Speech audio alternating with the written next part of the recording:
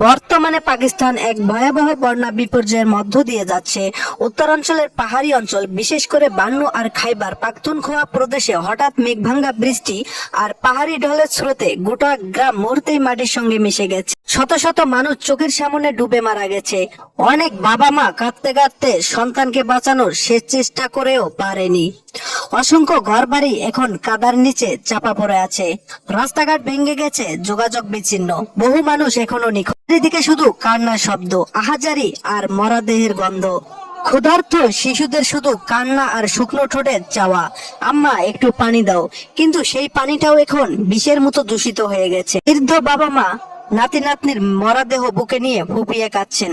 আল্লাহ আর কত নেও। সারা রাত ধরে নিজের স্বামী বা স্ত্রীর মরাদেহ খুঁজে ফিরছে। কোথাও একসঙ্গে সহায়তা পৌঁছানোর আগেই নতুন বৃষ্টি আর ঢল সবকিছু ভাসিয়ে নিয়ে যাচ্ছে। কাদার মধ্যেই মানুষ কুরে কুরে দুমুঠো খাবার খুঁজছে। এই বন্যা কেবল পানি নয়, এটা সমস্ত মানুষের দীর্ঘশ্বাস, কান্না আর মৃত্যুর আর্তনাদ নিয়ে এসেছে। আল্লাহ যেন এই ভয়াবহ বিপর্যয় ক্ষতিগ্রস্ত সকল মানুষকে সহায়তা করেন। আমরা যারা এখনো বেঁচে আছি, নিরাপদে আছি, অত্যন্ত একবার গভীরভাবে দোয়া করি তাদের জন্য, যারা আজ সন্তান হারিয়ে ক্লান্ত চোখে আল্লাহর করুণ প্রার্থনা করছে।